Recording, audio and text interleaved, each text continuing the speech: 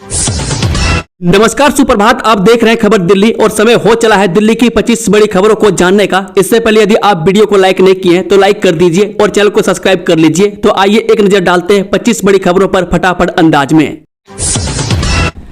CM Rekha Gupta का एक और बड़ा तोहफा, नई दिल्ली की पहचान बनेगा ये घंटाघर। जानिए क्या होंगी खूबियां। जी हां, दिल्ली में शिवाजी स्टेडियम और पालिका केंद्र में घंटाघरों के टूटने के बाद एक बार फिर नई दिल्ली में तालकटोरा स्टेडियम गोल चक्कर पर बनने जा रहा घंटाघर नई दिल्ली की पहचान बनेगा। एनडीएमसी द्वारा निर्मित किए जाने वाले 27 मीटर ऊंचे घंटाघर का शिलान्यास सीएम रेखा गुप्ता और उपराज्यपाल बीके सक्सेना के साथ ही एनडीएमसी उपाध्यक्ष कुलजीत चहल ने किया। 1 करोड़ 80 लाख रुपए की लागत से बनने वाला यह घंटाघर 6 माह में बनकर तैयार हो जाएगा। कुत्तों के खाने पर 1400, नसबंदी पर 70 करोड़ रुपए खर्च करना एमसीडी के लिए चुनौती। शेल्टर को चाहिए 400 एकड़ जमीन। जेलावारिस कुत्तों को शेल्टर होम में रखने और उनकी नसबंदी कराना एमसीडी के लिए बड़ी प्रशासनिक और वित्तीय चुनौती है। सुप्रीम कोर्ट के आदेश का पालन करने के लिए एमसीडी को जमीन, बजट और मानव संसाधनों की भारी व्यवस्था करनी होगी, जो मौजूदा स्थिति में किसी चुनौती से कम नहीं है।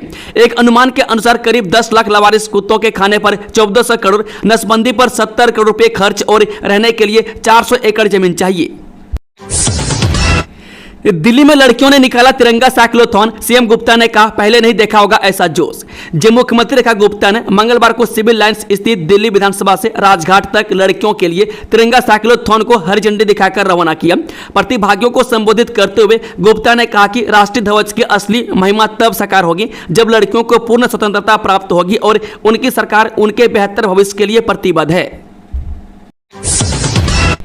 दिल्ली शिक्षा मंत्री सूद का बड़ा दावा, का सरकारी स्कूलों को प्राइवेट के बराबर ही सुविधाएं दे रही है सरकार। ये दिल्ली सरकार अब फिर से सरकारी स्कूलों को प्राइवेट स्कूलों के बराबर सुविधाएं दे रही है। इसके लिए प्राइवेट स्कूलों के अनुभव और सुझाव भी लिए जाएंगे ताकि मिलकर दिल्ली की शिक्षा व्यवस्था को नई ऊंचाइयों तक पहुंचाया जा सके। मॉडर्न स्कूल बसंत विहार के गोल्डन जुबली समारोह में मुख्य अतिथि शामिल हुए। आशीष सूद ने कहा कि पहले सरकारी स्कूलों से ही आईएएस ऑफिसर, डॉक्टर व इंजीनियर निकलते थे और अब दिल्ली सरकार फिर से सरकारी स्कूलों को बराबरी पर लाएगी। आज रात से दिल्ली में व्यावसायिक वाहनों का प्रवेश बंद। लाल किले पर स्वतंत्रता दिवस का होगा अभ्यास। जिस स्वतंत्रता दिवस पर लाल किले पर होने वाले कार्यक्रम के अभ्यास और मुख्य कार्यक्रम के चलते दिल्ली में 2 दिन व्यावसायिक वाहनों का प्रवेश बंद रहेगा। मंगलवार रात 8 बजे से बुधवार दोपहर 12 बजे तक एवं बृहस्पतिवार रात 8 बजे से शुक्रवार दोपहर 12 बजे तक सभी तरह के व्यावसायिक वाहनों को प्रवेश नहीं करने दिया जाएगा। बता दें कि दिल्ली मेरठ एक्सप्रेसवे पर मेरठ के कांसी टोल प्लाजा से व्यावसायिक वाहनों को दिल्ली की तरफ नहीं जाने दिया जाएगा। वहीं एडीसीपी ट्रैफिक सचिदानंद के मुताबिक भोजपुर, आईएमएस डासना, आईपीएम और यूपी गेट से भी दिल्ली की तरफ व्यावसायिक वाहन प्रवेश नहीं कर पाएंगे। बॉर्डर एरिया में भारी वाहन सड़क किनारे खड़े होने से जीटी रोड पर, सीमापुरी बॉर्डर और भोजपुरा बॉर्डर पर वाहनों का दबाव रहेगा। उपराज्यपाल बीके सक्सेना ने मां यमुना की प्रतिमा का किया अनावरण। निगमबोध घाट बन गया सांस्कृतिक केंद्र। जे निगमबोध घाट के पास अब मां यमुना की भव्य प्रतिमा आकर्षण का केंद्र बन गई है। उपराज्यपाल बीके सक्सेना ने डीडीए पार्किंग में 10 फुट ऊंची इस प्रतिमा का अनावरण किया, जो यमुना नदी की सांस्कृतिक और आध्यात्मिक विरासत को सम्मान दे रही है। बता दें कि निगमबोध घाट के पास 7 फुट ऊंचे चबूतरे पर स्थापित इस प्रतिमा में मां यमुना को कछुए पर जल कलश के साथ दर्शाया गया, जो स्थिरता और जीवन के सार को दर्शाता है। 150 किलोग्राम वजनी यह प्रतिमा ग्रेनाइट, ग्रेफाइट पाउडर और रेजिन से बनी है, जिसे दिल्ली के कारीगरों ने 3 महीने में तैयार किया। यह स्थान पहले कूड़े और अतिक्रमण का अड्डा था। डीडीए ने इसे साफ कर हरा भरा बनाया है। अब यहाँ साइकिल ट्रैक, पैदल पथ, देसी पौधे जैसे कदम, अशोक पलाश और रिवराइन घास है। यहाँ पार्किंग स्थान बढ़ाने और 2 कियोस्क लगाने की भी योजना है ताकि आगंतुकों को सुविधाएं मिले। यह स्थल वासुदेव घाट से जुड़ा है, जहाँ पिछले साल दिल्ली दीपोत्सव में 3.5 लाख दियों से नदी तट जगमगाया था।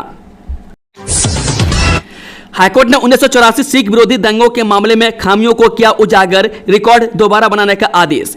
दिल्ली हाईकोर्ट ने 1984 के सिख विरोधी दंगों से जुड़े 3 मामलों की जांच और सुनवाई में खामियों को उजागर किया है। कोर्ट ने इन मामलों के रिकॉर्ड दोबारा बनाने का आदेश दिया है क्योंकि पुराने रिकॉर्ड उपलब्ध नहीं है। यह मामला राजनगर दिल्ली कैंट में हुए दंगों से जुड़ा है, जहां 1986 में सभी आरोपी बरी हो गए थे। कोर्ट ने कहा कि बिना रिकॉर्ड के फैसले की सही जांच नहीं हो सकती।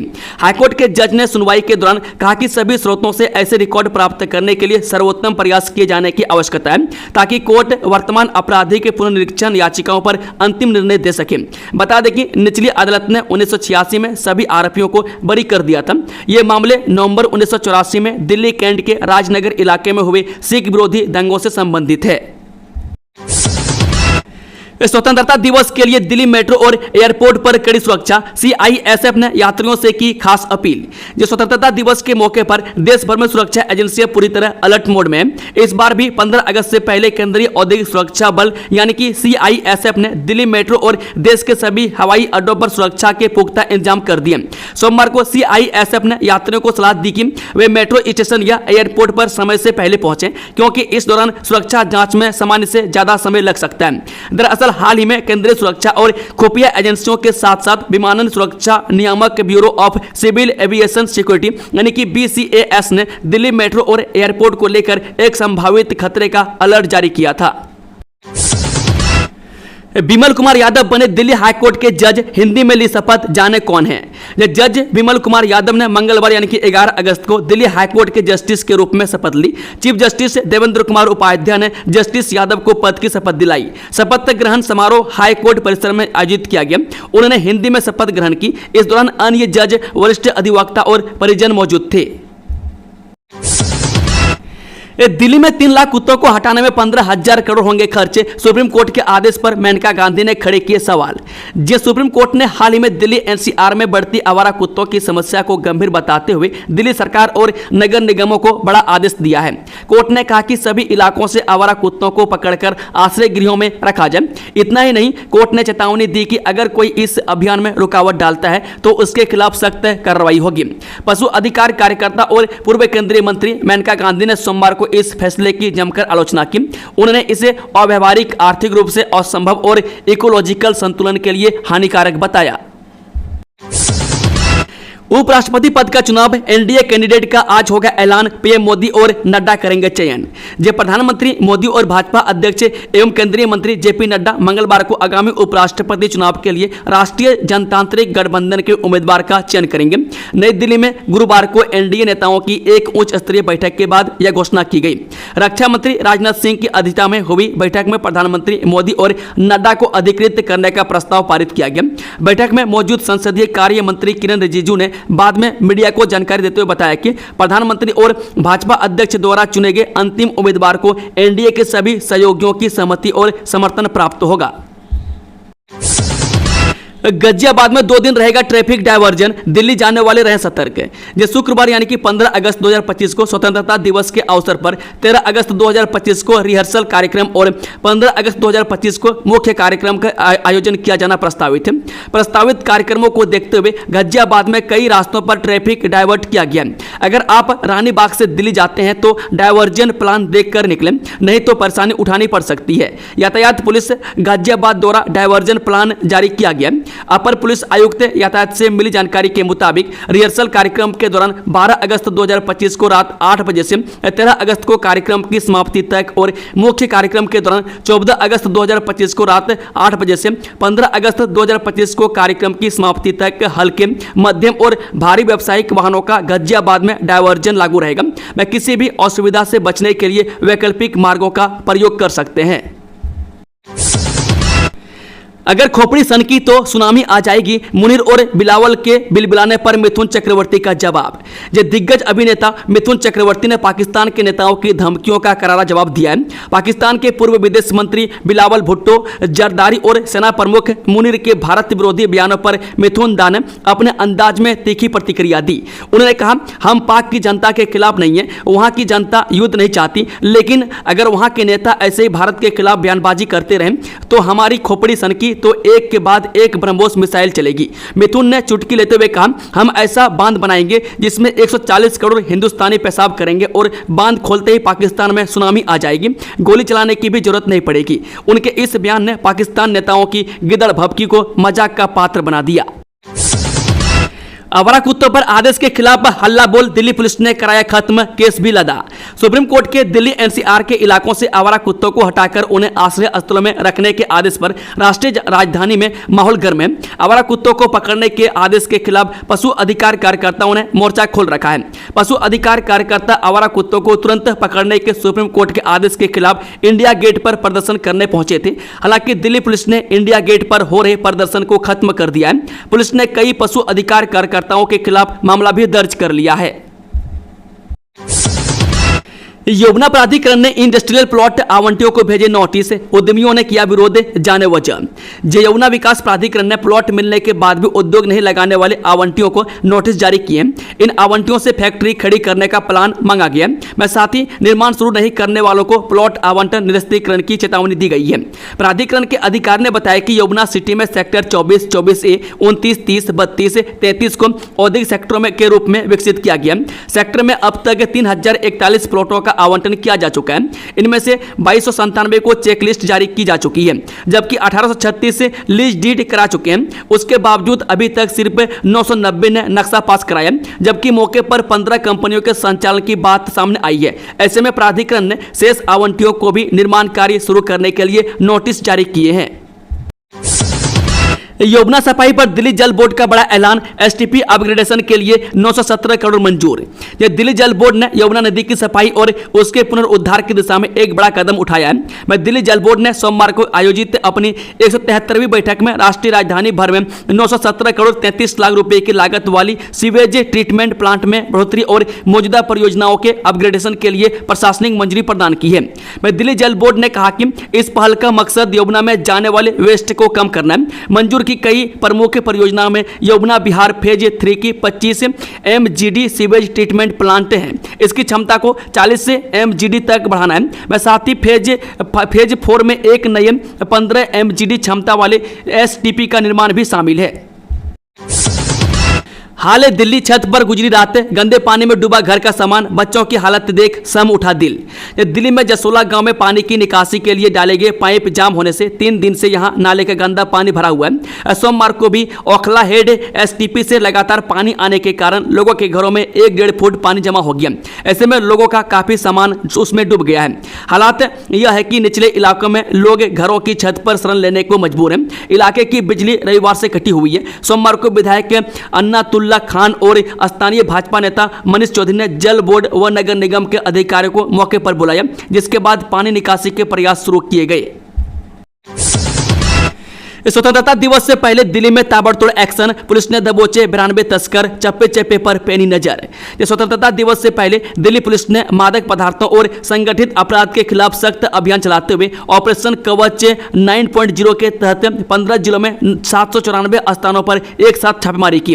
वहीं अपराध शाखा और स्पेशल सहित 360 पुलिस टीमों ने 9 अगस्त को शाम 5 बजे से 10 अगस्त शाम 5 बजे तक समन्वित कार्रवाई को अंजाम दिया। अभियान का नेतृत्व पुलिस आयुक्त SB के सिंह ने किया। दिल्ली के इस इलाके में धंस गई सड़क, लोगों को झेलनी पड़ रही परेशानी, आखिर कब होगा समाधान। दिल्ली में सदर नाला रोड के दोनों ओर सीवर लाइन धंसने से सड़क बुरी तरह क्षतिग्रस्त हो गई है। हालात इतने खराब है कि यहां कभी भी बड़ा हादसा हो सकता है। वहीं ऐसे में स्थानीय दुकानदारों और निवासियों ने खुद बैरिकेडिंग कर रोड को वाहनों के आवागमन के लिए बंद कर दिया है, जिससे लोगों की परेशानी बढ़ गई है। विधायकों के समस्याओं का अधिकारी देंगे जवाब, मुख्यमंत्री रेखा गुप्ता ने लिखित उत्तर देने के दिए निर्देश। जे विधानसभा के मानसून सत्र में नियम 280 के अंतर्गत विधायकों द्वारा आम नागरिकों से जुड़े 62 मुद्दे उठाए थे। मुख्यमंत्री रेखा गुप्ता का कहना है कि विधायकों द्वारा उठाए गए सभी मुद्दे संबंधित विभाग के पास से भेज दिए गए, अधिकारी उसका लिखित जवाब देंगे। इससे लोगों की समस्याओं के समाधान में मदद मिलेगी। DTU में PhD छात्रों की बायोमेट्रिक उपस्थिति लगेगी, छात्र फेलोशिप के लिए कर सकेंगे दावा। दिल्ली प्रौद्योगिकी विश्वविद्यालय में PhD करने वाले छात्रों की उपस्थिति बायोमेट्रिक उपस्थिति प्रणाली पर दर्ज होगी। उपस्थिति पूरी होने पर ही छात्र फेलोशिप के लिए दावा कर सकेंगे।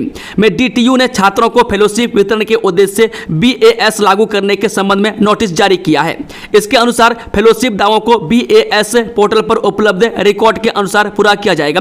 अगर छात्र किसी कारण से BAS BAS पर उपस्थिति दर्ज नहीं कर पा रहा है तो वास्तविक कारणों को PhD पर्यवेक्षक प्रमाणित करेंगे। साथ ही BAS के काम न करने की स्थिति में छात्र की उपस्थिति को भी PhD पर्यवेक्षक प्रमाणित करेगा। 15 अगस्त से शुरू होने जा रहा फास्टैग एनुअल पास, जानिए इसकी कीमत, नियम और फायदे। ये नेशनल हाईवे पर सफर करने वालों के लिए एक राहत भरी खबर है। टोल प्लाजा पर लगने वाली लंबी लाइनों और बार बार रिचार्ज की झंझट से छुटकारा पाने के लिए NHAI यानी कि national highway authority of India 15 अगस्त 2025 से फास्टैग एनुअल पास लॉन्च करने जा रही है। यह नया पास उन लोगों के लिए फायदेमंद है जो रोजाना या बार बार हाईवे पर सफर करते हैं। इससे यात्रा आसान, तेज और बिना रुकावट के हो सकेगी। बता दें कि फास्टैग एनुअल पास के तहत कार, जीप और वैन जैसे व्यक्तिगत वाहनों को 3000 में 200 टोल क्रॉसिंग या 1 साल की वैधता मिलेगी। अगर आप 1 साल से पहले ही 200 बार टोल पार कर लेते हैं तो पास को फिर से रिचार्ज कराना होगा। बता दें इस एनुअल पास से फायदे केवल सिर्फ नॉन कमर्शियल वाहनों को मिलेगा। मैं टैक्सी, ट्रक, बस जैसे कमर्शियल वाहनों के मालिक इसे नहीं खरीद पाएंगे। दिल्ली में इस हफ्ते बैक टू बैक बंद रहेंगे शराब के ठेके, यहां जाने कब कब रहेगा ड्राई डे। जे दिल्ली में इस हफ्ते बैक टू बैक शराब के ठेके बंद रहेंगे, यानी ड्राई डे रहेगा। स्वतंत्रता दिवस और जन्माष्टमी को लेकर ऐसा होने जा रहा है। 15 अगस्त को स्वतंत्रता दिवस और 16 अगस्त को जन्माष्टमी को लेकर ठेके बंद रहेंगे। लगातार 2 दिनों तक शराब की बिक्री नहीं होगी।